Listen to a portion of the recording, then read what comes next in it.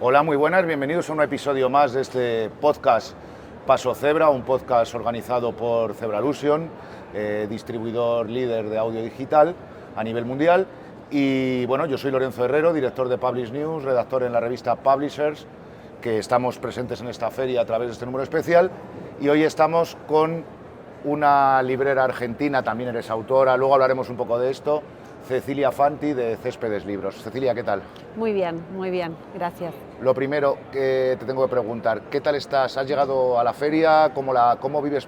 ¿Cómo es para ti la Feria de Guadalajara? Bueno, es para mí el gran momento de encuentro, ¿no? Como que en Argentina, que estamos muy lejos, habitualmente lo que nos pasa es que conocemos a los sellos, conocemos los catálogos, por algún festival o alguna feria conocemos a los autores, pero rara vez conocemos como el corazón de la editorial, ¿no? Tener la posibilidad de encontrarte con ese editor, conversar o con ese distribuidor.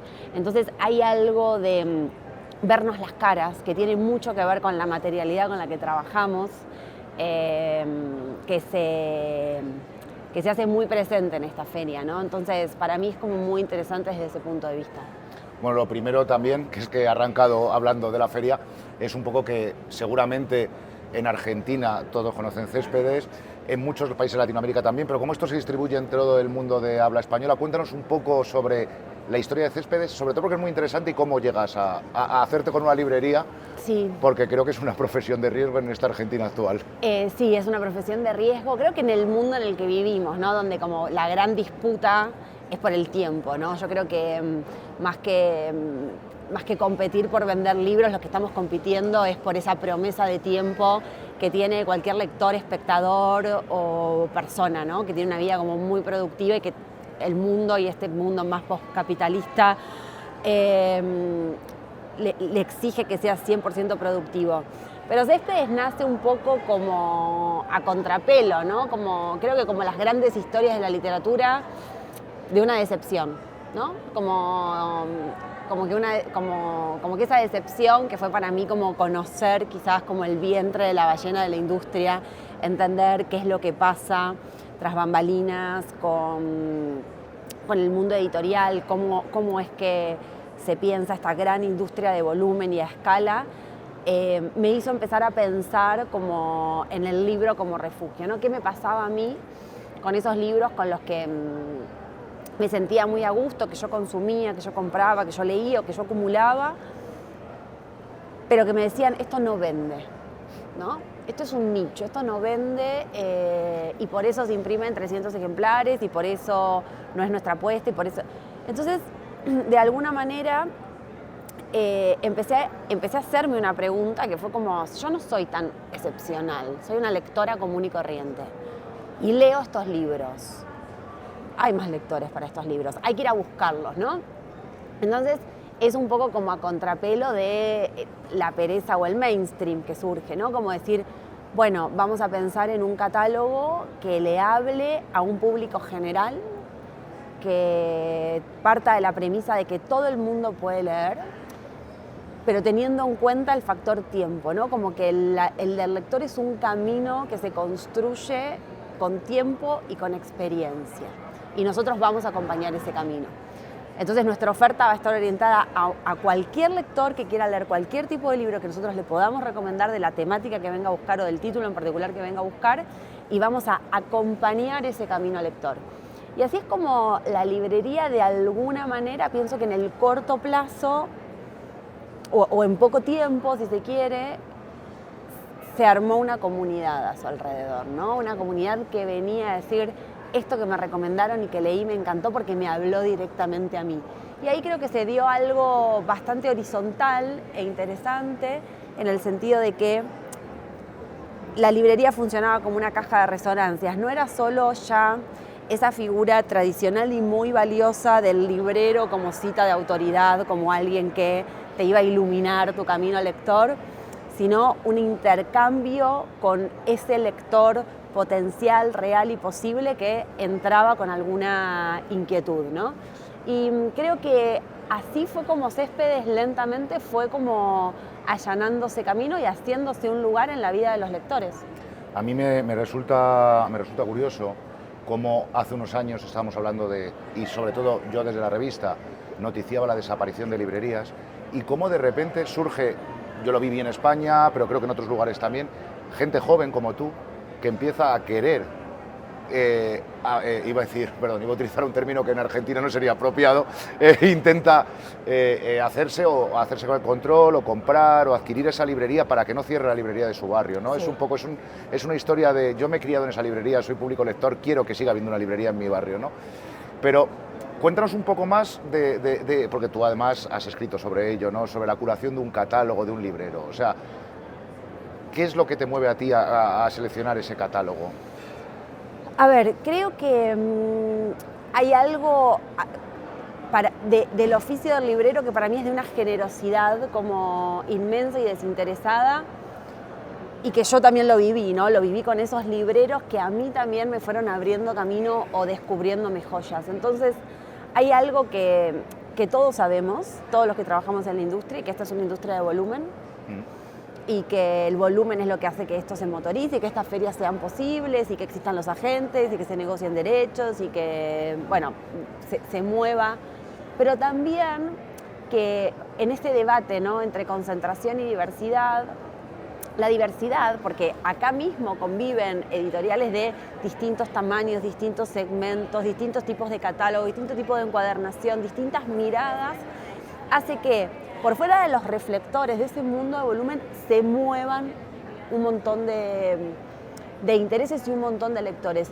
Y creo que lo que las librerías de barrio sostuvimos es que como la industria del libro también es posible en pequeña escala, logramos como movernos fuera de esos reflectores o habilitar que esos reflectores iluminen otros aspectos de lo que se está editando, ¿no?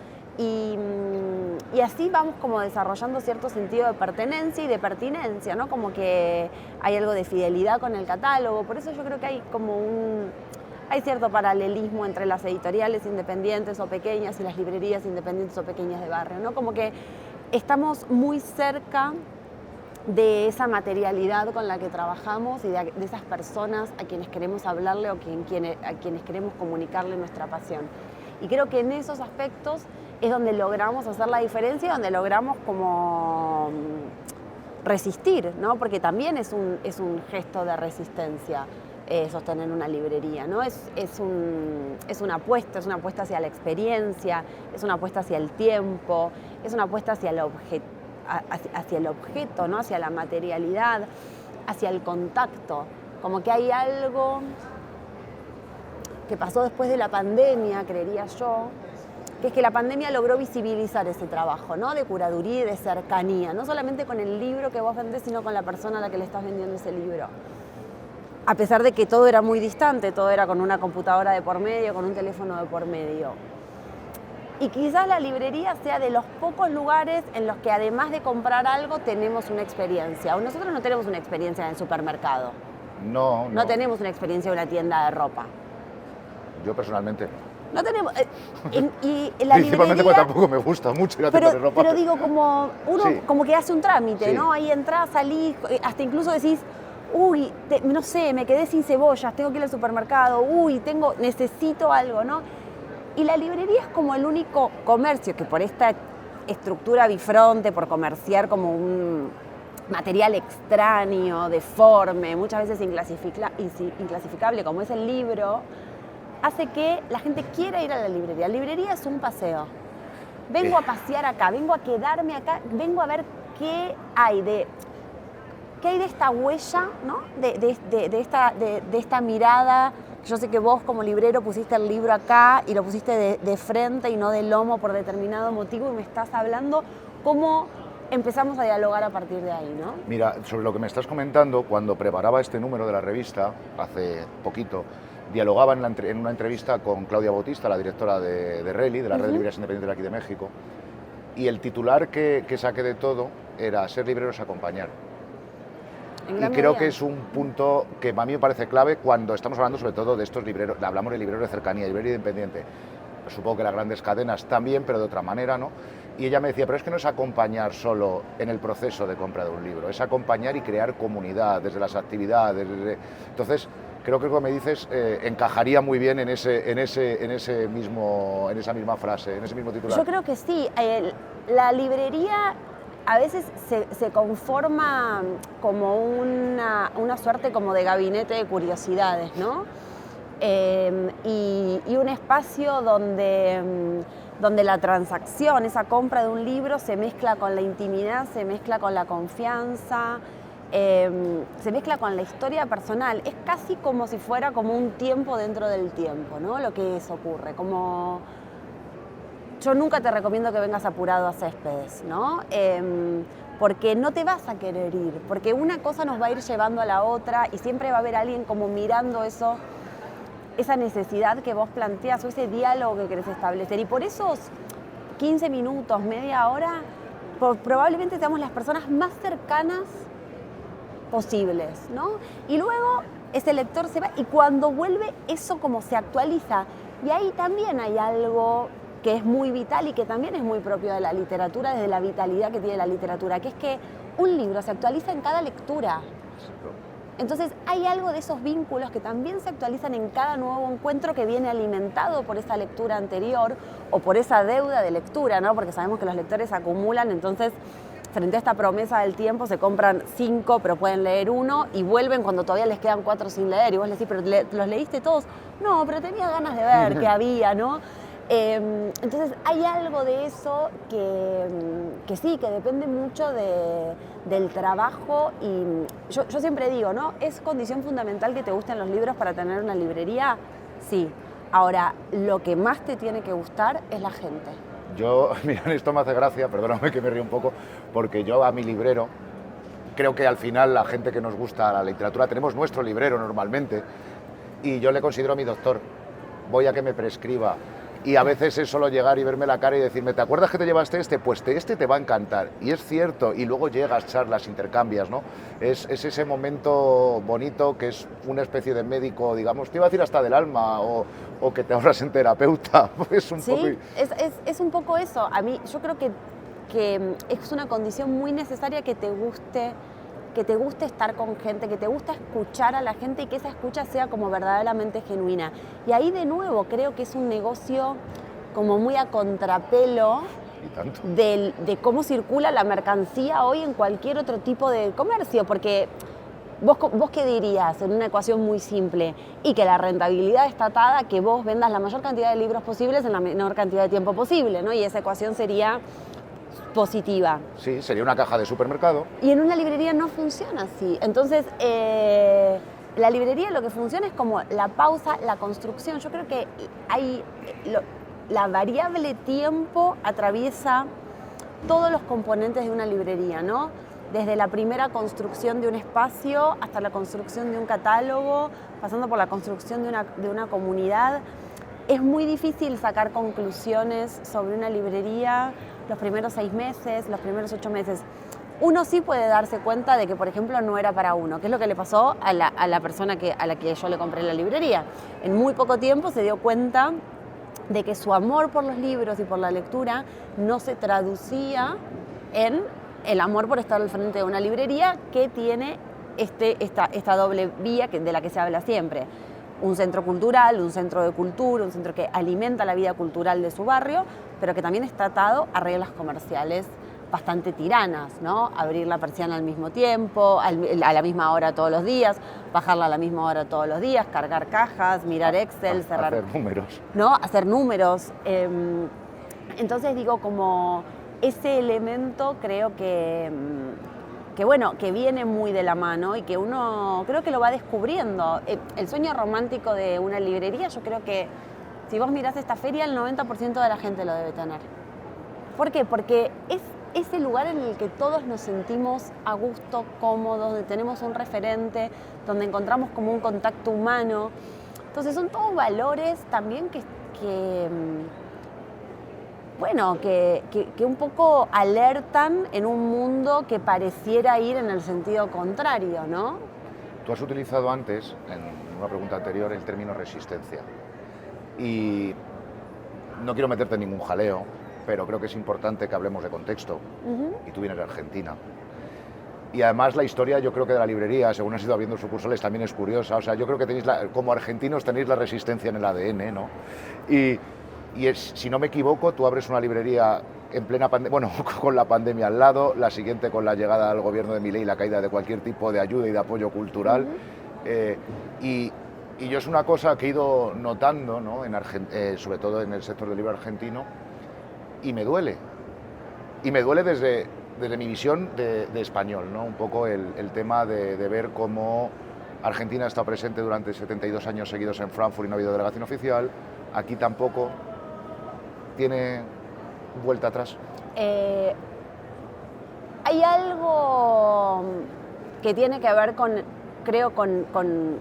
la resistencia y con el tiempo y con la construcción. El contexto es muy difícil, pero es muy difícil porque no hay por qué. Porque es caprichoso, porque es ignorante y porque encierra una crueldad muy grande. No hay un regodeo en esa ignorancia, hay un regodeo en el individualismo, ¿no? Que es justamente lo contrario a todo lo que nosotros veníamos hablando, como otro te va acompañando en tu camino lector, te levanta el ánimo, te sostiene.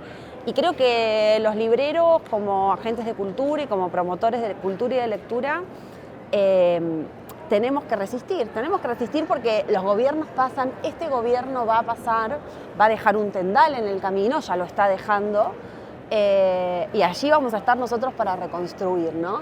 Entonces, la decisión de decir, naturalmente uno tendería a paralizar o decir no hago nada porque no tengo certezas.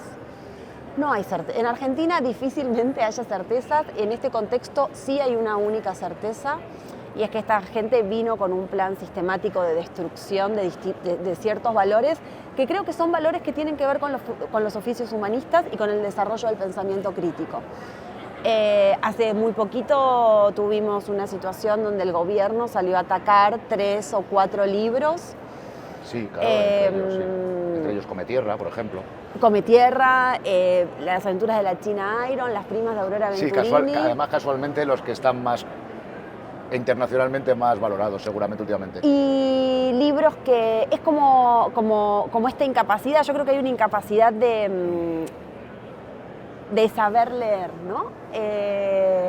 Y entonces creo que es más grande, que es como eligen algunos elementos que ellos creen que atacan los valores que sostienen insólitamente, pero al mismo tiempo, si uno mira, hay un ataque como mucho más grande, ¿no? Hacia la cultura, hacia las escritoras, son todas escritoras mujeres, hacia la escuela, hacia la educación, hacia la cultura. ¿Qué tenemos que hacer frente a eso? Resistir. ¿Cómo resistimos? Desde nuestros espacios, desde nuestro discurso y de seguir haciendo nuestro trabajo. En particular, yo creo que la literatura es uno de los grandes elementos que abre al pensamiento crítico. Abre a que vos te hagas preguntas sobre quién sos vos, qué es el mundo que te rodea y quiénes son los que te rodean, ¿no? Y entonces no vamos a permitir que nos lo saquen. Pues yo creo que con esto, porque además el tiempo es limitado, quiero cerrar, de que me gustaría invitarte a que un día podamos charlar más tranquilamente, más pausadamente, para una entrevista en la revista Publishers. Pero no me puedo ir sin hacerte una pregunta que para mí es clave a todas las personas que venís aquí. ¿Qué libro estás leyendo? ¿Qué libro estoy leyendo en este momento? Porque además es una recomendación de una librera. En este momento estoy haciendo una relectura de un libro que me parece fascinante, que se llama Río de las Congojas, de Libertad de Mitrópulos. Es una escritora argentina del siglo XX, injustamente olvidado, dejada fuera del canon durante muchísimos años por lógica del mercado. Y que en su momento Ricardo Piglia rescató para una colección del Fondo de Cultura Económica que se llamaba La Serie del Recién Venido. Es una historia de la refundación de Buenos Aires por Juan de Garay, y ahí hay un triángulo amoroso y se siente eso, ¿no? Como la exuberancia del paisaje, la mirada de los que recién venían, de los que resistían. Bueno, es una novela histórica muy interesante y muy interesante para leer en este contexto. Pues con esta recomendación te agradezco tu tiempo, que sé que las ferias es limitado. Muchas gracias a todos vosotros que nos veis a través de YouTube, que nos escucháis a través de los canales de Cebralusion. Os convidamos a la próxima capítulo de este podcast Paso Cebra. Muchas gracias a todos.